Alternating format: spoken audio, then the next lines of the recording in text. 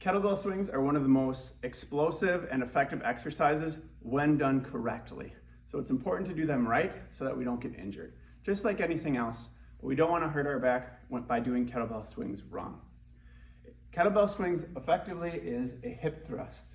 Your hips are going backwards and forwards. Not to be confused with a squat when our hips are going down and up. I like to think of the plus sign, squats, up and down with the hips, swings and deadlifts, hips are going backwards and forwards, okay? So a good way to practice is start with your feet about shoulder width apart, maybe a little wider depending on what's comfortable for you. Hands on your thighs, push your hips back as your hands slide down to your knees. And then by pushing down into your feet and driving your hips forward to stand up. Okay. It's very easy to lift with your low back from this position, to use your low back to pull yourself up. You want to actively, consciously think of pushing down and pushing forward, all right? So with a weight, a great way to practice is a start and stop swing. The weight's going to go through your hips, through your legs, and your hands, your wrists are going to stay very close to your hips. The weight is going to go through and behind you, okay? So a start and stop swing is you hike it back, you push, let it fall, and you set. Hike it back, push, let it fall, and you set, okay? You always want to start with the weight in front of you. Reason being, oftentimes I'll see people stand up with the weight here, and now I have dead weight, no momentum that I need to get moving, and then that's when you can aggravate your back as well. So instead, start with the weight in front of you, get into your position with your hips back, hike it back behind you to start, and then you have that swing momentum from the first hike back. Boom, hip thrust down, through.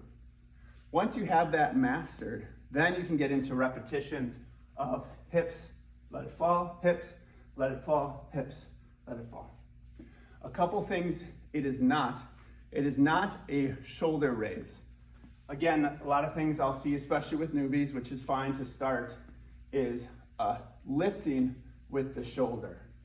The motion is fine, hips are going back, but we don't want to lift with the shoulder.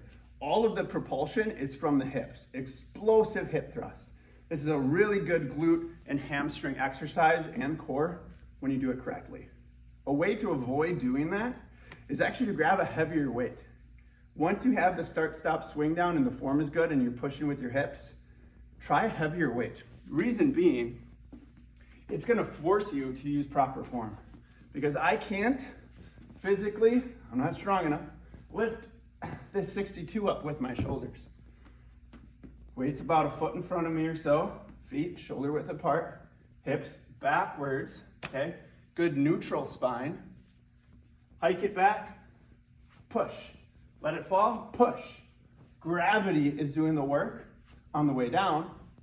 Again, keep it close to your hips as it passes through. Reason being is if my hands, I'll use a lightweight so I don't hurt myself. If your hands are down here, as the weight goes backwards, this is a ton of stress and pressure on your low back that we don't want. We want to load the hips in a strong way. So if it helps thinking of it this way, keep the weight as close to the hips, which is what we want to work, as possible.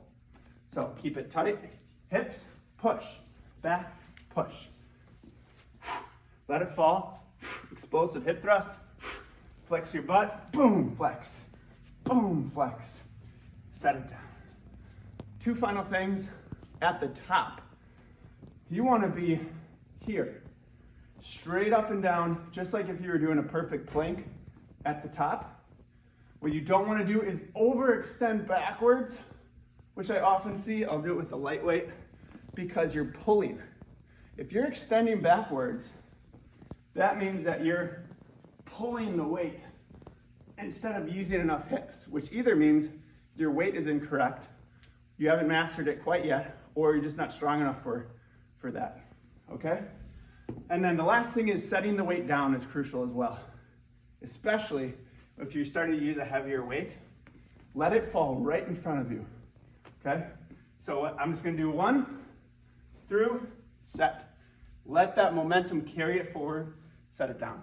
What you don't want to do, which I see quite a bit, is you get it going, okay, rest, set it over like that. You're twisting your spine with weight on it in an outside direction. It's terrible. You could be having the perfect swings, and then you're gonna hurt your back when you set the weight down.